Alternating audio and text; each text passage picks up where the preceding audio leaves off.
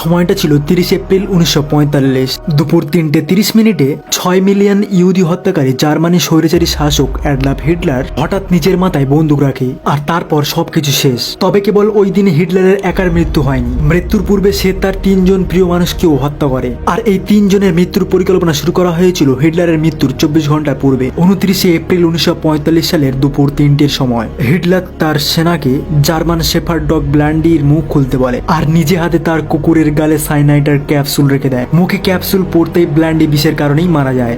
আর এই ব্ল্যান্ডি ছিল হিটলারের সবচেয়ে প্রিয় পোষ্য প্রাণী, যাকে সে ছোট থেকে নিজের সন্তানের মতো বড় করে তোলে। এখন প্রশ্ন হলো, হিটলার তার পুত্রের সমতুল্য কুকুরটিকে কেন হত্যা করলো? আসলে হিটলার নিজে থেকে তাকে হত্যা করতে চায়নি, কিন্তু তার সত্ত্বেও দুটি প্রধান কারণের জন্য হিটলার তাকে হত্যা করে। সর্বপ্রথম, হিটলার ওই সাইনাইড ক্যাপসুলটির বিষ পরীক্ষা করছিল, কারণ ঠিক 24 ঘন্টা পরে ওই ক্যাপসুলটি তার 15 ঘন্টা আগে বিয়ে করা নব্য স্ত্রী এভা ব্রাউনকে খাওয়াবে। আরও একটি বড় কারণ হলো রাশিয়ান, যাদের সঙ্গে হিটলার খুব জলদি হাঁটতে চলেছে। হিটলারের মৃত্যুর পর তার প্রিয় কুকুরের উপর ক্ষোভ যেন না প্রকাশ করে তারা। হিটলারের মৃত্যুর পর তার প্রিয় কুকুরকে যেন কেউ কষ্ট না দেয়, তাকে কেউ বিরক্ত যেন না করে। এর জন্য সেনা তার কুকুরের মুখ খুলে, আর সে কাঁপা কাঁপা হাতে তার কুকুরকে বিষ খাইয়ে দেয়। মৃত্যুর পূর্বে হিটলার অশ্রুভরা চোখে তার প্রিয় কুকুরকে বাগানে কবর দেয়, যেখানে সে তার ব্লান্ডির সঙ্গে খেলা করত। এখন তো আমরা জানতে পারলাম সে তার কুকুরটিকে কেন হত্যা করেছিল, কিন্তু এখন প্রশ্ন হলো, কেন সে তার স্ত্রী এভা ব্রাউনকে হত্যা করলো? এর পেছনে কি এমন কারণ ছিল? হিটলার জানতো তার মৃত্যুর সময় ঘনিয়ে আসছে, আর রাশিয়ান সেনারা চতুর্দিকে ছড়িয়ে পড়েছে। কিন্তু রাশিয়ান সেনাদের কাছে সে আত্মসমর্পণ করবে না বলেই সে নিজে সুসাইড করেছিল। তাহলে কেন সে 15 ঘন্টা আগে বিয়ে করলো? আচ্ছা, মেনে নিলাম সে বিয়ে করতেই পারে, কিন্তু এখন প্রশ্ন হলো, সে তার নববধূ এভা ব্রাউনকে কেন হত্যা করলো? ওয়েল, এই কাহিনীটি জানার জন্য হিটলারের মৃত্যুর কয়েক ঘন্টা পেছনে যেতে হবে। 29 এপ্রিল রাত 12টায় 32 বছর বয়সী এভা ব্রাউন নিজের বেডরুমে ব্ল্যাক লং ড্রেস ও হাতে ডায়মন্ডের ঘড়ি, সোনার ব্রেসলেট ও নেকলেস পরে নতুন রূপে সজ্জিত হয়। তার কারণ, আর মাত্র কয়েক ঘন্টা পরেই তার 16 বছর পুরনো প্রেমিককে সে বিয়ে করবে। আসলে ইভা যখন 15 বছর ছিল, সে তখন থেকে হিটলারের প্রেমে পড়ে, আর তার 2 বছর পরে এবার যখন 17 বছর পূর্ণ হয়, তখন সে তার প্রেমের প্রস্তাব গ্রহণ করে। কিন্তু হিটলার এত বড় স্বৈরাচারী শাসক ছিল, এমনকি বিশ্বের সামনে তার ব্যক্তিগত ভালোবাসা জানাতে চাইতো না। গোটা বিশ্বের কাছে নিজের দেশকে সবচেয়ে বেশি ভালোবাসতো, এটাই তুলে ধরার চেষ্টা করত। আর এবাকে বিশ্বের সামনে বেস্ট ফ্রেন্ড হিসাবে ট্যাগ দিয়ে রাখে। কেবলমাত্র হিটলারের কিছু বিশেষ অফিসাররাই জানতো যে তারা কাপলস, আর তারা একে অপরের খুব ভালোবাসতো।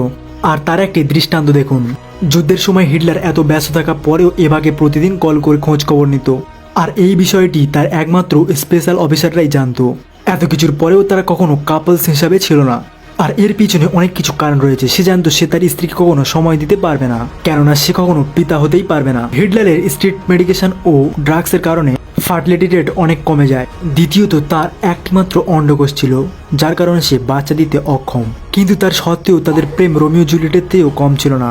কিন্তু এখন প্রশ্ন হলো, কেন সে ভাবতো সে তার স্ত্রীকে সময় দিতে পারবে না, আর কেনই বা এবাকে জনসম্মুখে আসতে দিত না?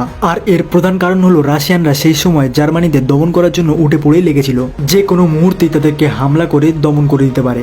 এই জন্য তার মৃত্যুর 24 ঘন্টা পূর্বে একদিকে এভা বিবাহ বন্ধনে আবদ্ধ হওয়ার জন্য প্রস্তুতি নিচ্ছিল, আর অপরদিকে হিটলার নিজের বাংকারের নিচে বসে বসে উইলস পড়ছিল। আর সেখানেই বসে বসে সে সিদ্ধান্ত নেয় যে মৃত্যুর কয়েক ঘন্টা পূর্বেই সে তার প্রেমিককে বিয়ে করতে চায়। আর পরের দিন অর্থাৎ 30 এপ্রিল তারা স্বেচ্ছায় আত্মহত্যা করবে, কারণ সে চায় না রাশিয়ার সামনে সে মাথা নত করতে। ইম্প্যাক্ট তার উইলসে লেখা ছিল, তার মৃত্যুর পরে তার ডেড বডিকে যেন জ্বালিয়ে দেওয়া হয়, যাতে শত্রু তাদের দেহকে যেন খুঁজে না পায়। আর এটাই ছিল ইতিহাসের সবচেয়ে বড় সিদ্ধান্ত। আর এই সিদ্ধান্তটি হিটলারের কেবল একার ছিল না, বরং তার স্ত্রী এভা ব্রাউনের সম্মতি নিয়ে দুপুরের লাঞ্চের সময় 2টোর সময় ঘোষণা করে। যখন হিটলার, এভা ও তার 2 সেক্রেটারি লাঞ্চের টেবিলে বসেছিল, সেই সময় হিটলার এক আজব কাণ্ড ঘটায়। হিটলারের খাওয়ার সময় একটি রুলস ছিল, খাওয়ার সময় কেউ যেন একটি সিরিয়াস টপিক নিয়ে কথা বলে। কিন্তু সেই দিন হিটলার তার নিজের মন গড়া রুলসটিকে নিজেই ভঙ্গ করে।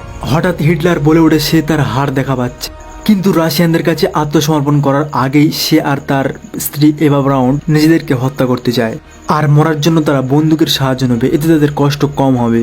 আর হঠাৎ এভা ব্রাউন বলে ওঠে সে হিটলারের জন্য সাজুগুজু করতে চায়, মরার পরেও যেন সুন্দরী লাগে। সে চায় না রক্তাক্ত হয়ে মরতে, আর তাই সে মরার জন্য সাইনাইডার ক্যাপসুলকেই চুজ করবে। উইলসের প্রথম শর্ত অনুযায়ী এভাকে রাত 1টার সময় বিবাহ করে।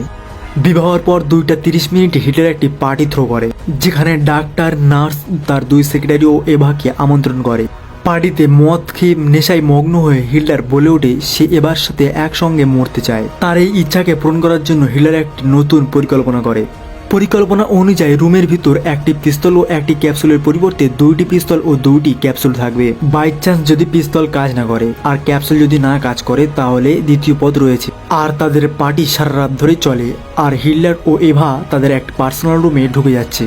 এটাই ছিল তাদের জীবনের প্রথম সময় যেখানে দুইজন একই রুমের ভিতর আবদ্ধ হয়েছিল, কারণ তারা দুইজনই জানে এটাই তাদের অন্তিম দেখা। আসলে হিটলারের ওই রাত্রি ছিল ফুলসজ্জার, কিন্তু হিটলারের এই চরম খুশির রাত্রিটি কেবলমাত্র সকাল পর্যন্তই থাকবে, কারণ 30 এপ্রিল সকাল 6টার সময় হিটলার খবর পায় রাশিয়ান সেনারা রিচট্যাগ পর্যন্ত পৌঁছে গেছে।